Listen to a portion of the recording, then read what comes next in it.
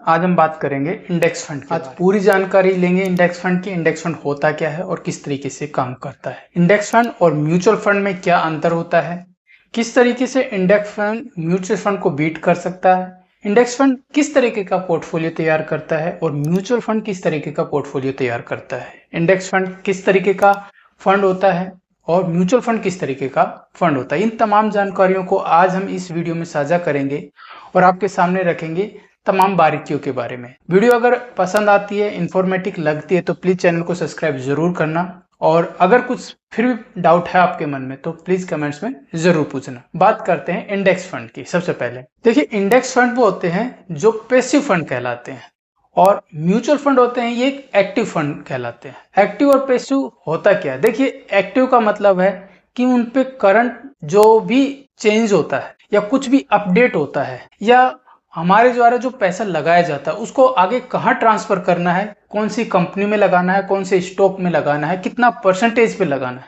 ये active fund के according आता है।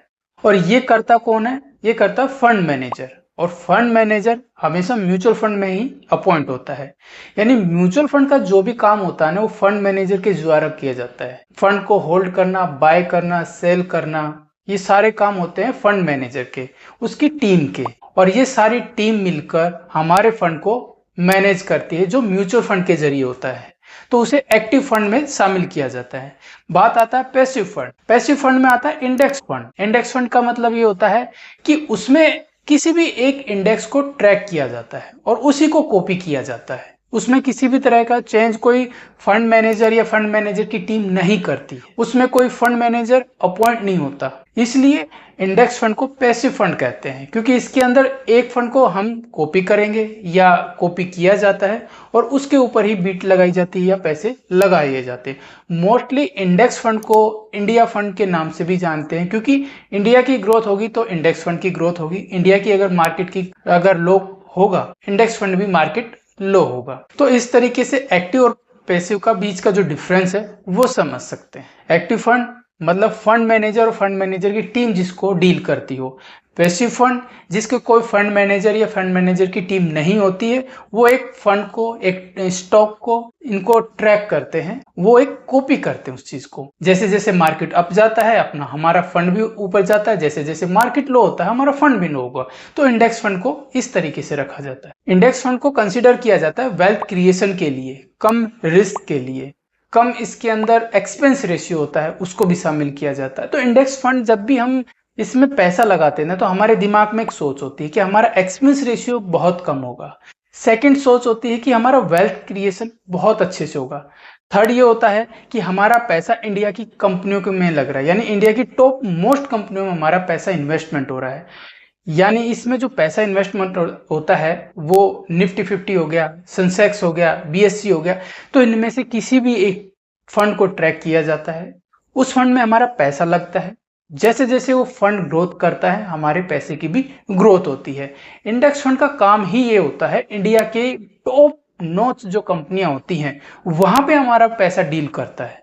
तो जाहिर सी बात है मार्केट से कभी भी इन कंपनियों का सफाया तो हो नहीं सकता। अगर इनमें से कोई भी कंपनी अगर अपनी परफॉर्मेंस में लो करती है या लो परफॉर्मेंस एक्टिविटी करती है तो उन जो कंपनियां हैं, जैसे निफ्टी 50 की बात करते हैं तो निफ्टी 50 में जो 50 कंपनियां होती है, टॉप मोस्ट कंपनियां जो इंडिया की होती है, वहां से अगर कोई लो परफॉर्मेंस कंपनी होती है उसको वहां से हटा के उसकी जगह पे जो ज्यादा परफॉर्मेंस करेगी, जो 51 पोजीशन पे होगी, उसको अंदर ले लिया जाएगा और जो उसके अंदर जो भी कम परफॉर्मेंस करेगी उसको 50 से बाहर निकाल दिया जाएगा। तो कुल मिला के जो ये सेट होगा ये 50 कंपनियों का होगा जहां हमारा पैसा लगता है। तो इंडेक्स फंड एक्टिवली बहुत ही अच्छी ग्रोथ करते हैं। ये आपने काफी बार सुना भी होगा कि वॉरेन बफेट ने भी कहा था कि काफी बार एक्टिव फंड को भी बीट कर देते हैं इंडेक्स फंड और एक अच्छी वेल्थ क्रिएशन करते हैं। इंडेक्स फंड हमेशा वेल्थ की तरफ ध्यान देते हैं और हमेशा इसका जो एक्सपेंस रेशियो होता है जो एक्टिव फंड के मुकाबले बहुत ही कम होता है। जहां एक्टिव फंड यानी म्यूचुअल फंड का एक्सपेंस रेशियो लगभग 1 से लेके 2 तक भी हो सकता है या 2 से ज्यादा भी देखा गया है। इंडेक्स फंड में किसी भी तरह का जो टीआर का खर्चा नहीं होता, टीम लीडर का खर्चा नहीं होता, फंड मैनेजर का खर्चा नहीं होता। इस वजह से यहाँ पे एक्सपेंस रेशियो भी कम होता है। एक्सपेंस रेशियो की बात करें तो यहाँ पे एक्सपेंस रेशियो 0.20 से लेके 0.50 तक भी हो सकता है, 0.70 तक भी हो सकता है, ऑलमोस्ट अगर हाई से हाई माने, क्योंकि यहाँ फंड मैनेजर या उसकी टीम इसको डील नहीं करती, ये हमेशा एक इंडेक्स को डील करता है और इंडेक्स को कॉपी करता है। तो यहाँ पे जो बीच का मीडिएटर का काम है वो हट जाता है, तो इसलिए यहाँ पे एक्सपेंस रेशियो कम होता है। इंडेक्स फंड हमेशा मार्केट की ग्रोथ के अकॉर्डिंग अपना काम करता है। अगर मार्केट की ग्रोथ अच्छी है तो डेफिनेट हमारा जो पैसा है वो भी अच्छी ग्रोथ करेगा, और मार्केट की ग्रोथ में अगर किसी भी कारण में से थोड़ा बहुत उतार चढ़ाव आता है तो हमारे पैसे भी वो उतार चढ़ाव आपको देखने को मिलेगा। लेकिन ये अगर हम लॉन्ग टर्म तक इसमें इन्वेस्टमेंट करके रखते हैं अपने पैसे को तो डेफिनेट एक अच्छी ग्रोथ मिल सकती है। ऑलमोस्ट 9% से लेकर लगभग 14% तक हमें इसमें ग्रोथ मिल सकती है, और ऐसी मिली भी है। अगर पास्ट की हम बात करें तो बहुत अच्छे रिटर्न इंडेक्स फंड ने दिए हैं। 9 की मैं बहुत ही कम बात कर रहा हूं, जबकि इससे अच्छे अच्छे रिटर्न मिलते हैं, और लगभग 14-15% तक इंडेक्स फंड ने अपना रिटर्न दिया है। तो अगर हम इसमें लॉन्ग टर्म की जर्नी शेड्यूल करते हैं या लॉन्ग टर्म तक अपना पैसा लगाते हैं, एटलीस्ट 5 ईयर, 10 ईयर, 15 ईयर तक अगर हम इसमें को होल्ड में करके रखते हैं अपने पैसे को इंडेक्स फंड में, तो डेफिनेट हमें एक अच्छी ग्रोथ देखने को मिलेगी। मैं आपसे केवल इतना कहूंगा, अगर किसी के पास कम पैसा है या ज्यादा पैसा है तो अपने देश पे पैसा लगाओ, यानी इंडेक्स फंड में पैसा लगाओ। अगर आप अपने देश पे पैसा लगाओगे तो देश ग्रोथ करेगा, तो डेफिनेट है आपका पैसा भी ग्रोथ करेगा। तो सबसे बढ़िया बात है, अगर कम पैसा है तो भी आप इंडेक्स में लगाइए, और आपके पास ज्यादा पैसा है तो भी आप इंडेक्स पे लगाइए, और आपको रिस्क भी नहीं लेना तो भी आप इंडेक्स फंड पे लगाइए। तो इंडेक्स फंड सबसे बेहतरीन है। मैं आपके सामने 3 ऐसे इंडेक्स फंड रखना चाहता हूं फॉर एग्जाम्पल के जरिए। आपको सजेस्ट नहीं कर रहा, आप चाहो तो अपने अकॉर्डिंग कोई भी इंडेक्स फंड के चूज कर सकते हो। मैं सिर्फ एक एग्जाम्पल के जरिए आपको इंडेक्स फंड बता रहा हूँ, 3 सबसे अच्छे जो मुझे लगे। सबसे पहले बात करें HDFC इंडेक्स फंड के। HDFC index BSE Sensex direct growth, इस इंडेक्स फंड का जो 5 ईयर का CGR है तो वो लगभग 14.6% तक इसका है, जो 5 साल का है। और अगर 3 साल के CGR की बात करें तो 70.2% तक है, जो बहुत अच्छा है।